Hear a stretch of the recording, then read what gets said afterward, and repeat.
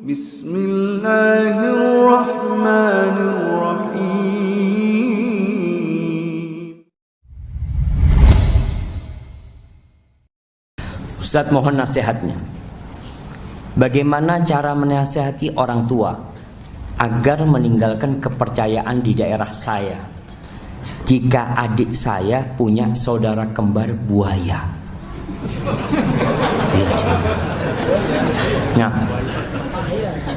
tiap malam Jumat orang tua menyiapkan teh dan makanan ke tempat yang dipercaya akan dimakan saudara buaya adik saya. Mohon doanya agar orang tua bisa meninggalkan hal tersebut. Wallahi jamaah, nih kita tadi sampaikan, banyak di antara kita tuh Islamnya keturunan. Kita nggak tahu Islam yang sebenarnya. Ana masih ingat ketika SD, Indonesia itu sering bikin film. Pada waktu itu film model-model kayak gini, buaya putih, iya, apalagi yang orang bisa berubah jadi ini, jadi macam-macam seperti itu. Nah, itu dulu, dan itu benar adanya, maksudnya diyakini di masyarakat. Apa aja macam-macam keyakinan. Ini salah satunya masih ada, subhanallah. Masih meyakini kalau adiknya punya saudara buaya. Bahkan ada orang yang ya mudah-mudahan dikasih hidayah sama Allah Subhanahu wa taala. Apa penyebabnya? Ketidaktahuan dia dengan Allah, ketidaktahuan dia dengan perintah-perintah Allah, ketidaktahuan dia dengan asma dan sifat-sifat Allah. Dia tidak tunduk dan patuh kepada perintah Allah dan perintah Rasul. Kenapa? Orang nggak kenal, masih percaya seperti itu. Bagaimana cara menasihati? Pertama, antum doakan. Yang kedua, kalau mungkin antum tidak bisa memberikan nasihat karena dianggap aduna, sudahlah kau cari orang lain yang bisa memberikan nasihat. Kadang-kala orang tua berat menerima nasihat dari anak. Tapi kalau mungkin orang yang sebaya umurnya, ada orang yang disegani sama orang tua kita, kita cari, kita ngomong, kita sampaikan, ayahku kayak gini nih, tolong dibantu. Mudah-mudahan dengan cara seperti itu Allah Subhanahu wa taala memberikan petunjuk kepada orang tua kita semuanya. Afwan Ustaz Khalid, bolehkah akhwat bekerja sebagai guest service atau call center di sebuah hotel? Saran saya jangan. Saran saya, kecuali memang ada hotel syariah yang memang mengkhususkan masalah itu dan memang dia melayani tamu-tamu perempuan khusus, itu lain. Tapi kalau enggak, Allahu alam, saya sarankan jangan, karena memang ini akan menjadi fitnah, ya. Akan menjadi fitnah dan lebih baik dihindari. Assalamualaikum Ustadz. Assalamualaikum warahmatullahi wabarakatuh. Silakan. Mau bertanya Ustadz, misalkan ada dari anggota keluarga yang murtad, apakah doa orang tua bisa tertolak atau terhalang gara-gara anaknya yang murtad? Mohon jawabannya Ustadz. Kalau misalnya ada anak yang murtad dalam sebuah keluarga, apakah doa orang tua itu akan ditolak oleh Allah, tidak dikabulkan gara-gara anak yang murtad tersebut? Kita lihat terlebih dahulu. Murtadnya itu gara-gara orang tuanya kurang memberikan pendidikan semestinya, atau karena faktor yang lain.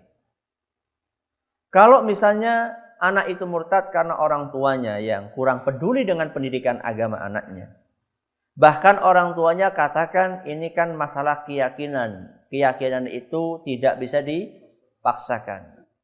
Sudah dewasa, masing-masing sudah tahu jalannya. Nah, kalau misalnya itu, maka orang tua yang seperti ini jelas dia telah melanggar aturan Allah. Dan orang yang melanggar aturan Allah, dia akan sulit dikabulkan doanya. Ya, ini kalau faktor penyebabnya adalah karena orang tuanya kurang memperhatikan pendidikan anaknya.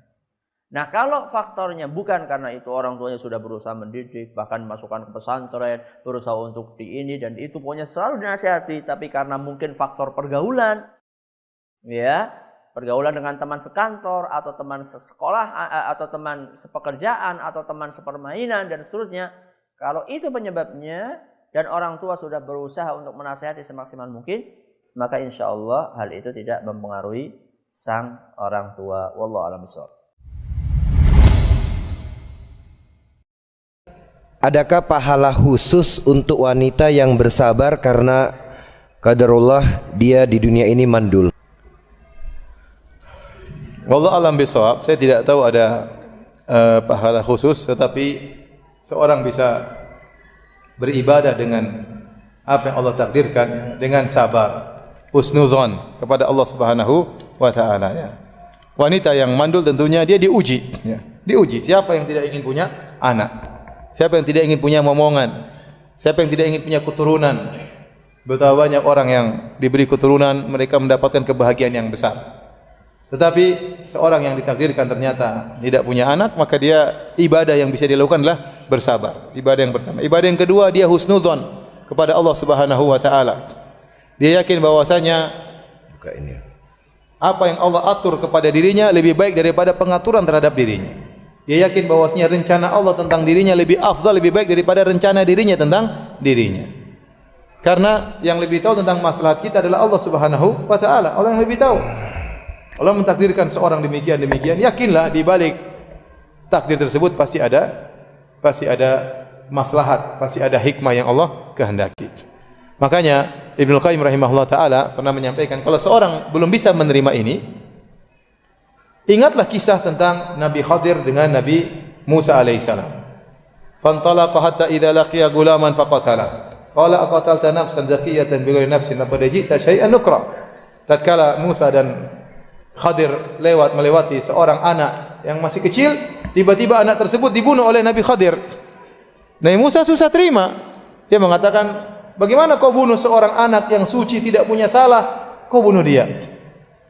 Secara fitrah terkadang susah terima, secara kenyataan susah terima. Tetapi Ibnu Qayyim mengatakan, lihat apa hikmahnya. Maka Nabi Khadir menjelaskan, wa ammal gulamu fakana abawahu mu'minaini fakhashina ayyurkahuma tughyana wa kufra. Ayyurhiqahuma tughyanan wa kufra. Adapun anak itu memiliki dua orang tua yang mukmin, dan aku khawatir anak ini menjerumuskan kedua orang tuanya dalam kekufuran atau dalam kezaliman.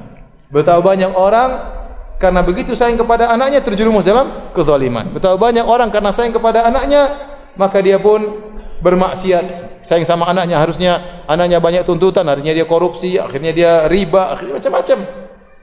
Betapa banyak orang begitu sayang sama anaknya, menghalangi dia untuk bersedekah, menghalangi dia untuk beribadah.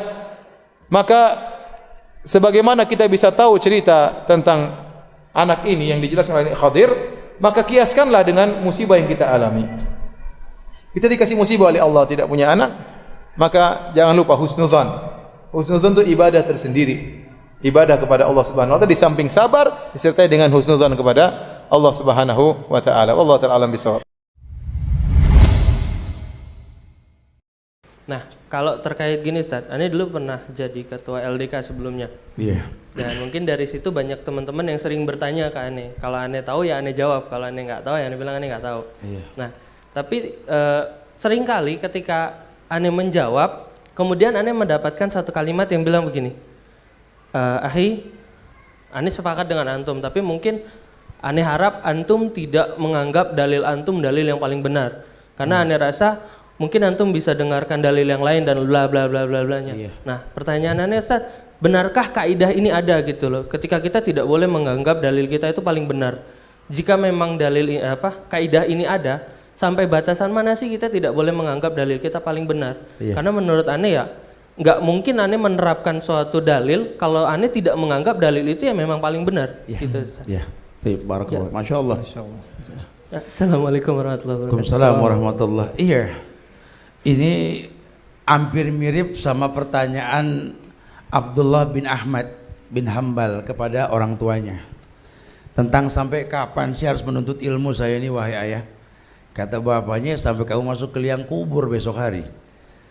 Ini menandakan bahwa jangan stay di sebuah hal, teruslah kita belajar. Saat ini Anda yakin ini, pakai keyakinan Anda sambil terus Anda perdalam. Ya, contoh yang paling gampang ketika Anda belajar tentang akidah, Anda belajar tauhid, Anda belajar tentang usulus salasah. Jangan bosan terus pelajari. Ya, sampai kapan? Sampai masuk ke liang lahat. Karena kalaupun Anda nanti diberikan kemudahan oleh Allah, akan menemukan dalil yang banyak tentang masalah yang Anda pelajari ini, ya, sehingga efeknya buat diri dan buat orang lain. Jadi Itu yang dikatakan kita nggak boleh fanatik dalam sebuah paham. Dalam dakwah ya harus seperti itu. Karena kalau sampai nanti ada orang yang ngedebat kita dengan sebuah dalil yang berbeda dan dia memberikan alasan, ini membuktikan bahwa ada hal yang berbeda, pelajari. Karena kebenaran tidak berbilang. Bukankah Nabi pernah menggambar garis yang banyak di kiri kanan dari sebuah garis yang lurus yang dia gambar, sambil mengatakan, inilah jalanku yang lurus. Satu, kebenaran tidak berbilang. Jangan ikuti garis yang banyak ini, jalan yang banyak ini, kalian akan berpecah. Ini menandakan kalau memang antum ilmiah, ketika menemukan dalil yang lain, pelajari sampai nanti antum tersenyum sendiri. Subhanallah, berarti kesalahan si fulan dari sini nih, karena ternyata dia nggak sampai begini-begini. Begitu permasalahannya. Ya, jadi antum gak usah khawatir ya. Dalam Islam ini taklidil a'ma tidak ada. Yang ada taklid kepada Rasulullah SAW, namanya ittiba. Selama memang antum menemukan dalil itu ya samina wa atona, kecuali nanti memang ada dalil yang menguatkan tentang kesalahan pemahaman kita. Contoh, kan dalam setiap 100 tahun itu ada al-mujaddid, orang yang diutus oleh Allah untuk mentazkiyah agama. Kita meyakini bahwa beberapa ulama seperti Syekh Albani, Syekh bin Baz dan sebagainya, betapa ilmiahnya beliau ketika beliau mengupas buku-buku ulama yang dikultuskan, ternyata punya hadis yang doif, dan kita pelajari alasannya kuat. Ya harus kita berlapang diri dong. Ya itu kan pendapat Albani. Kalau kata guru saya mah bukan begitu. Kalau ilmiah itu mengupas apa alasan si Albani membongkar kedaifan ini, alasannya gini. Kok guru anda mengatakan sahih, coba bahas. Insya Allah kita menjadi orang yang ilmiah, sehingga oh iya benar ya, kebenaran nggak berbilang. Wallahu a'lam bishawab. Ustadz, kalau kencing untakah kan boleh diminum, lalu kalau kencingnya kena percikan baju berarti tidak termasuk najis? Ya itulah makanya saya katakan, Pak, kita di dalam beragama ini hidup hanya mengabdikan kepada dalil. Sekarang kalau ada orang yang bertanya, apa bedanya ludah sama kencing, padahal sama-sama kotor dan bacin? Dalil. Apa yang membedakan kencing unta dengan kencing manusia? Dalil. Bahkan apa yang membedakan batu Ka'bah dengan batu salib? Dalil. Oleh karena itu saya katakan bahwa kencing unta adalah suci, makanya boleh diminum. Kalau mercik ke pakaian apalagi, nggak apa-apa, diminum aja boleh. Gitu. Bahkan sebaliknya, yang boleh ngenai pakaian badan belum tentu boleh masuk ke mulut. Tapi yang boleh masuk ke mulut tentu boleh ke badan, ke pakaian. Itu sudah clear. Apakah dai yang mentakwil sifat-sifat Allah Ta'ala termasuk keluar dari keimanan? Tadi sudah diterangkan bahwa mengingkari nama-nama dan sifat itu dua jenis tadi. Ada pengingkaran dalam bentuk dia tolak, setelah syah segala macam dia tolak, dia tidak terima. Nah, ini kufur, keluar dari Islam. Tapi kalau pengingkaran dalam bentuk takwil, ya, dan takwilnya mungkin ada kemungkinan, ini yang disebut dalam istilah takwil sa'ir, takwil yang mengandung kemungkinan. Ya, misalnya tangan ditafsirkan kekuasaan dan seterusnya. Nah, ini tidak dikafirkan ya, tapi dimasukkan di dalam kesesatan. Tapi kalau misalnya ada yang menafsirkan ayat bal yadahu mabsutatan, bahkan kedua tangannya terhampar, dia takwilkan bahkan matahari dan bulan terhampar. Nah, ini jauh ya dalam hal yang seperti ini. Ini takwil yang seperti ini lebih dekat masuk ke dalam kekufuran. Ya, lebih dekat masuk dalam kekufuran.